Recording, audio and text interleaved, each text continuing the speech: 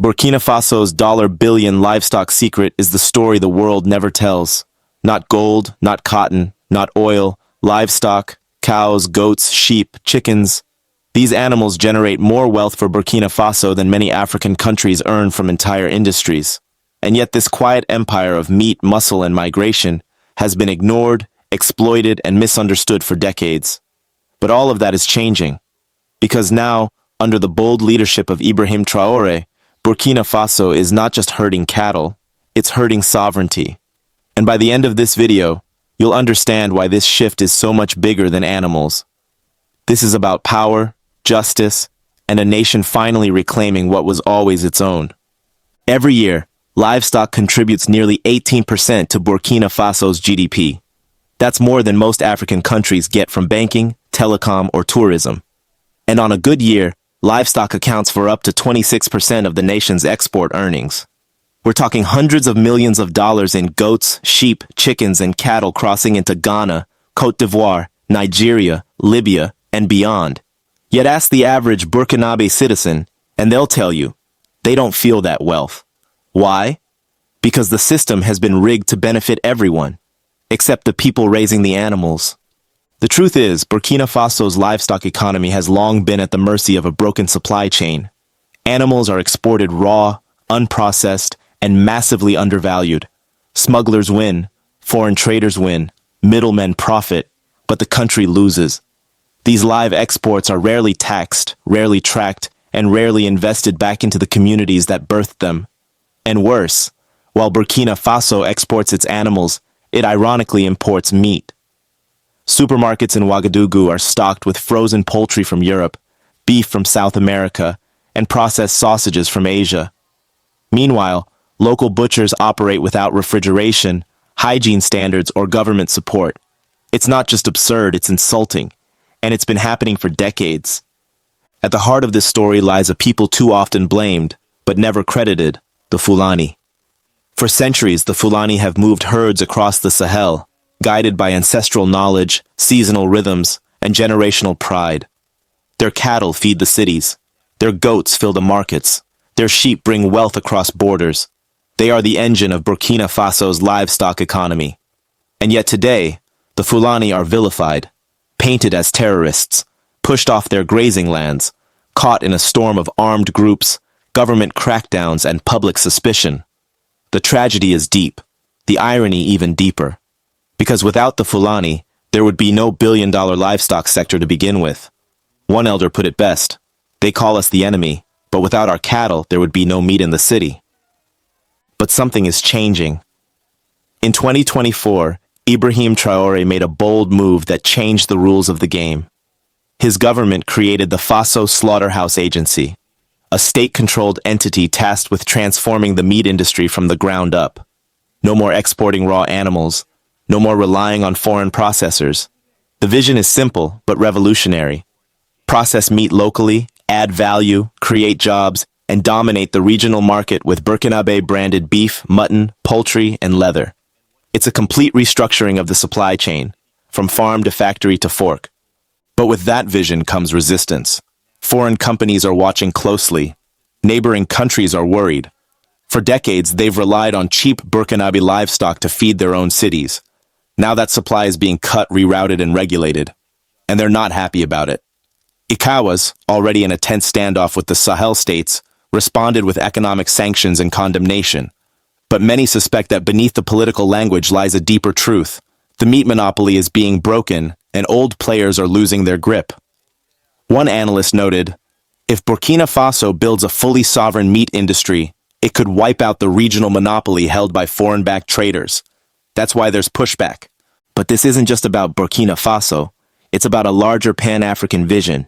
It's about refusing to repeat history. For too long, Africa has exported raw resources, gold, cocoa, cotton, only to import the finished product at 10 times the price. Traoré is flipping that model.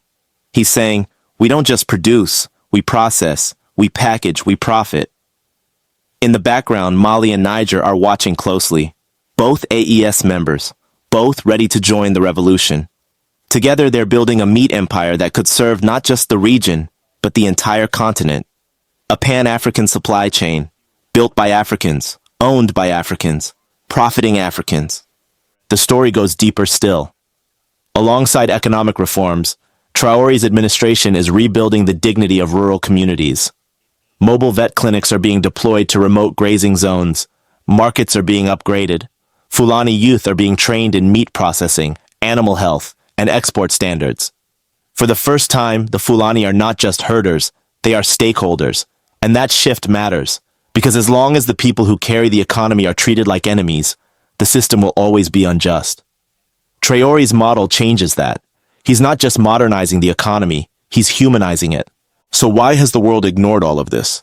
Why is the livestock sector so vital, so vast, so invisible in global discussions about African development? Because livestock is too local to be controlled, too African to be colonized, too traditional to be patented. Unlike oil or gold, you can't extract it with machines. You need people, culture, and land. That makes it resistant to the usual systems of exploitation. That makes it dangerous to those who profit from Africa's dependence. And that's exactly why Traore's livestock revolution is so powerful. Let's talk numbers. If scaled properly, Burkina Faso's livestock sector could reach 30% of national GDP by 2030. Exports of processed meat, dairy, and leather could bring in over $1.2 billion a year. Thousands of jobs could be created. Infrastructure will follow. Cold storage, abattoirs, rural roads, transport networks.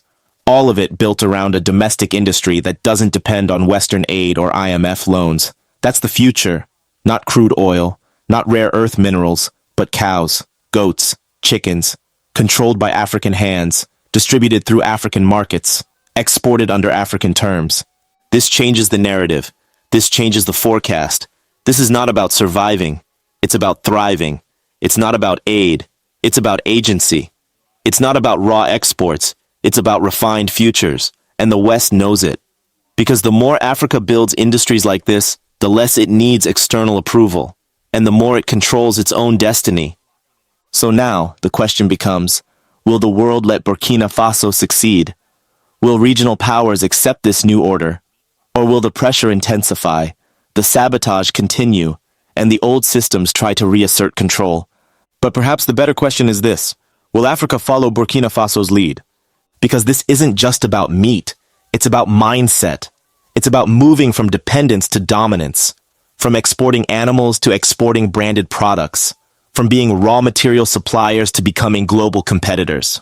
Traore understands that, and so does the AES. Burkina Faso's billion-dollar livestock secret is no longer a secret. It's a strategy, a statement, a stand.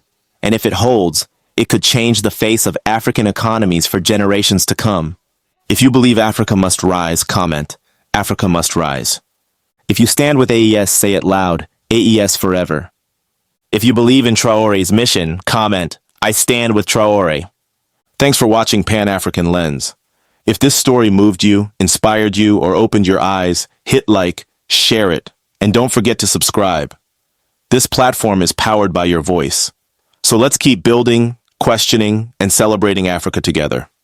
Until next time, stay proud, stay curious, and keep the lens focused on truth.